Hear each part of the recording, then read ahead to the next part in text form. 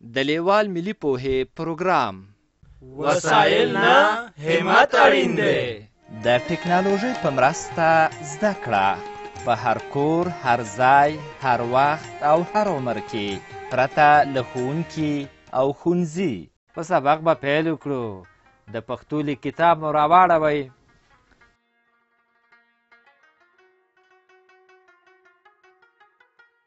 زموږ د نن ورځې سبق دی اڼا یا نون. اڼا یا نون د پښتو په تورو کې 20 توری دی چې د نن ورځې په درس کې به یې ووایو. د کتاب 20 مخ راواړوئ. په دغه زرغون رنګي چوکاټ کې دغه په تور رنګ غټ د نون توری لیکل شوی دی. دا ګورئ، دا هغه شی چې له ښي خوا نه کیڼ خواته د لیندۍ په شکل ځي او بیا بیرته پورته خیږي. دا راښیي چې نون داسې لیکل کیږي، خو نون یو پنډوکی هم لري. د نون توري شکل او نوم مو وپېژندل. اوس د نون توري په غږ خبرې کوو. اوس دا ګورئ، نون توری په کلمه کې څنګه لیکل کیږي. دا ګورئ، مڼه او ترې لاندې اتڼ لیکل شوی دی. دا ګورئ، د مڼه په نوم کې یو ځلې او د اتڼ په کلمه کې هم یو ځلې د نون توری راغلی. د اتڼ په کلمه کې د نون توري د غږ شکل په پای کې راغلی دی، لکه اتڼ، لکه ترکاڼ، لکه دڼیا، لکه ګڼل، لکه بڼ. ما څو ځلې کلمه یاده کړه. کلمه څه ته وایي؟ د څو تورو له یو ځای کېدو کلمه جوړیږي، لکه مڼه. شاباس. اوس مو چې د نون د توري غږ پیدا کړ، په دې هم ځان وپوهوئ چې د نون توری له نورو تورو سره د تړلو پر وخت په سر، منځ او پای کې شکل بدلوي. د نون توری په لیکنه کې 4 ډوله راځي. اول یوازې په خپله، دویم نون توری له بل توري سره په سر کې تړلی، لکه د دڼیا په کلمه کې. دریم نون توری له بل توري سره په منځ کې تړلی، لکه د ګڼل په کلمه کې. څلورم نون توری له بل توري سره په پای کې تړلی، لکه د بڼ په کلمه کې. اوس دا ګورئ، نون توری په کلمه کې څنګه لیکل کیږي. دا ګورئ، مڼه او ترې لاندې اتڼ لیکل شوی دی. دا ګورئ، د مڼه په کلمه کې یو ځلې د نون توری په منځ کې د میم او هی له تورو سره تړلی راغلی دی. د اتڼ کلمه کې هم یو ځلې د نون توری په پای کې د ت له توري سره تړلی راغلی. ګورئ، دا بل زرغون رنګي چوکاټ کې مڼه رسم شوې ده. پوهیږئ چې مڼه یې ولې رسم کړې ده؟ اندېښنه مه کوئ، زه یې درته وایم. دا د دې لپاره چې د مڼې انځور مو په ذهن کې ښه ځای ونیسي او په تورو د مڼه د کلمې لیکل یاد کړئ. د مڼه کلمه له 3 تورو جوړه شوې ده. میم، نون، هی. توري چې سره یو ځای شي نو مڼه لوستل کیږي.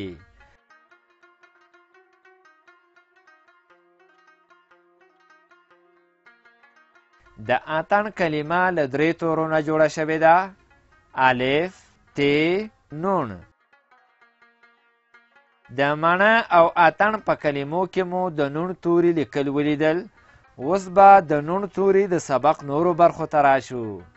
دا سور چوکاټ وینئ چې پکې لیکل شوي دي د نون کارونه په جمله کې.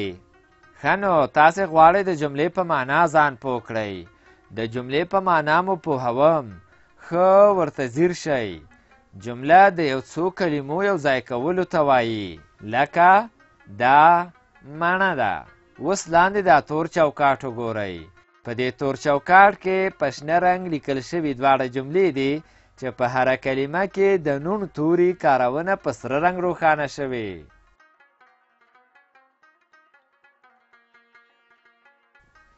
دا مڼه ده. زما سره مڼه خوښیږي. اوس په همدې تور چوکاټ کې په سپین رنګ همدا جملې بیا لیکل شوي دي، خو یو توپیر یا فرق پکې ښکاري. که رښتیا پوه شوي یاست دا توپیر یې ماته وښیئ. شاباس. په هر هغه نون توري مو ګوته کېښوده چې زیړ دی. ګورئ دلته 2 ځلې د نون توری راغلی دی. اوس نو قلم راواخلئ او د هر زیړ نون توري پر سر نون توری ولیکئ چې د نون توري لیکل مو زده شي. دا کار ځکه کوو چې د دې تور چوکاټ د پاسه په کیڼه خوا کې په زیړ چوکاټ کې درته لیکلي دي د نون د کارونې ځایونه روښانه کړئ.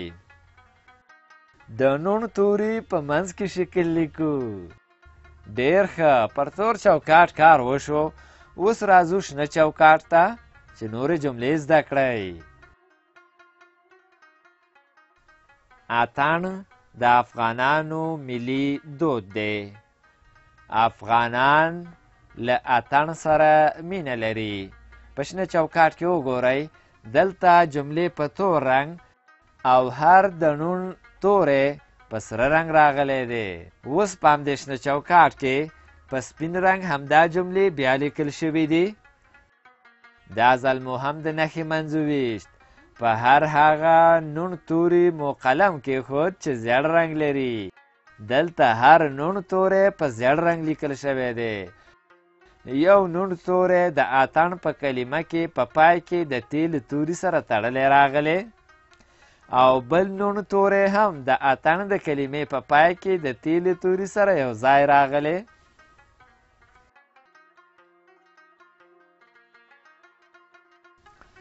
اتڼ د افغانانو ملي دود دی. او دویمه جمله داسې ویل کیږي افغانان له اتڼ سره مینه لري.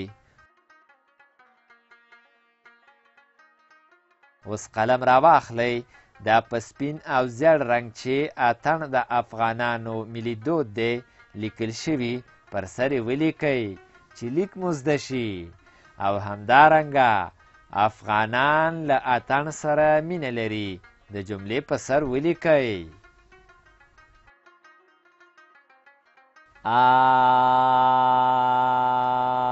اتڼ د افغانانو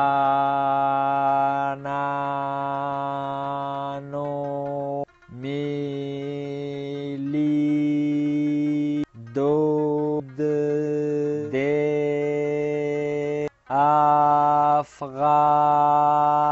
افغانان له اتڼ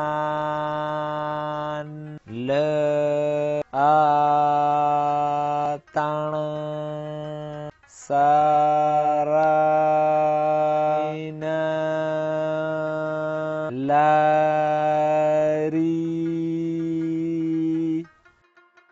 اوس به راشو سره چوکاټ ته. دا پورتنۍ ټولې جملې پکې راوړي دي. دا مڼه ده. زما سره مڼه خوښیږي. اتڼ د افغانانو ملي دود دی. افغانان له اتڼ سره مینه لري. د همدې جملو ترڅنګ یې بیرته همدا جملې لیکلي دي، خو توپیر یې دا دی چې په هر شنه او تور چوکاټ کې هر نون توری په مختلفو رنګونو راغلی دی، خو په دې سره چوکاټ کې ټول توري په سپین رنګ لیکل شوي دي. اوس نو قلم راواخلئ، د دې سپینو جملو پر سر ولیکئ چې لیکل مو زده شي. که زده مو نه وي نو دا سبق له ځانونو سره بیا بیا واورئ. دا مڼه ده زما سره مڼه خوښیږي.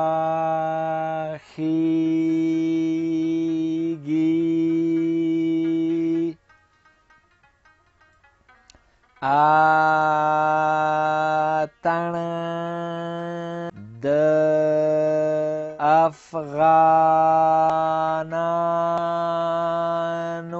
ملی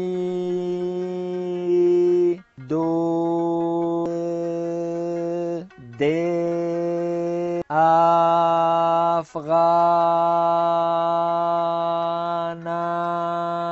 لاتانا ساراينا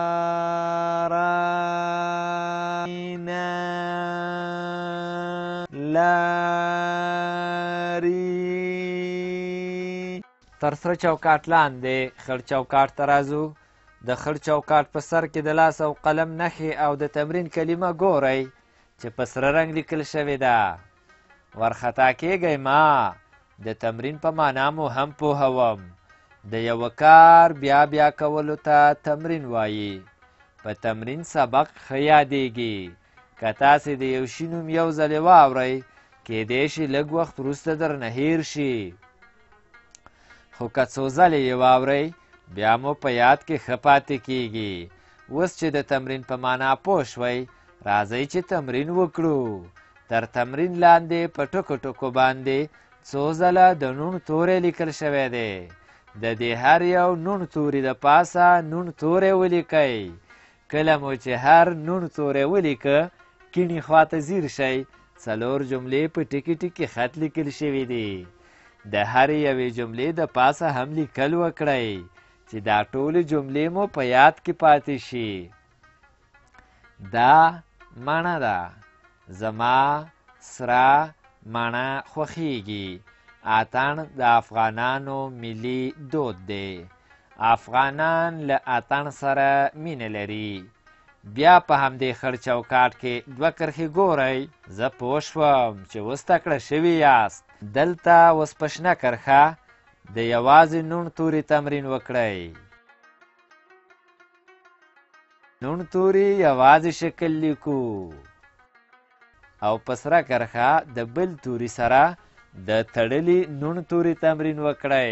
په زیړه کرښه دا مڼه ده ولیکئ او په توره کرښه زما سره مڼه خوښیږي ولیکئ. د نون توري یوازې شکل لیکو. د نون توري یوازې شکل لیکو. د نون توري یوازې شکل لیکو. د نون توري یوازې شکل لیکو. د نون توري یوازې شکل لیکو.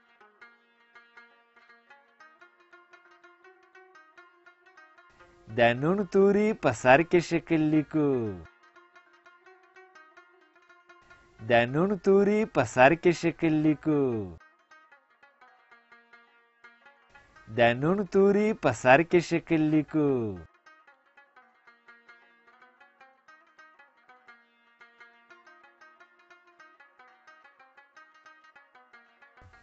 د نون توري په منځ کې شکل لیکو.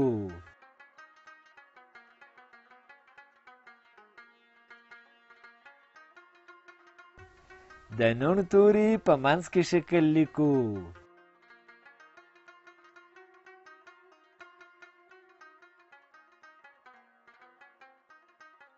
د نون توري په پای کې شکل لیکو.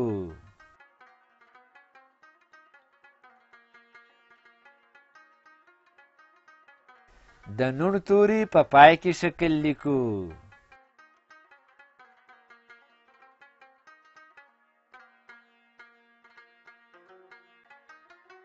دا مڼه ده. زما سره مڼه خوښیږي.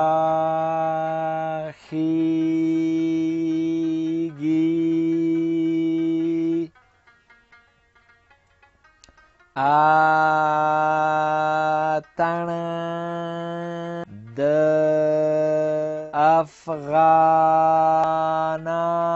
افغانانو ملي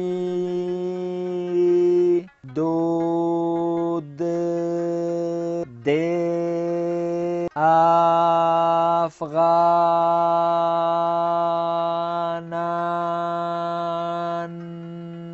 له اتڼ سره مینه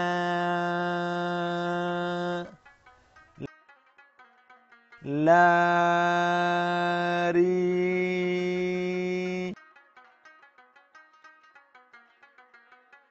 د نون توري یوازې شکل لیکو. د نون توري یوازې شکل لیکو. د نون توري په پای کې شکل لیکو. د نون توري په پای کې شکل لیکو. دا مانا دا اتڼ د افغانانو ملي دود دی. په دې لوست کې مو زده کړل د لیک په وخت کې د نون توري شکلونه لکه ترکاڼ، دانیا، ګڼل، بڼ یوازې داسې لیکل کیږي. له نورو تورو سره ګډ په سر، منځ او پای کې داسې لیکل کیږي. کلمې مو زده کړې: ماڼه، اتڼ، ترکاڼ، دانیا، ګڼل، بڼ، ماڼه، زما، سره، خوښیږي، افغانان، ملی، دود، مینه، لري، کارونه، جمله، ځایونه، روښانه، تمرین او داسې نور.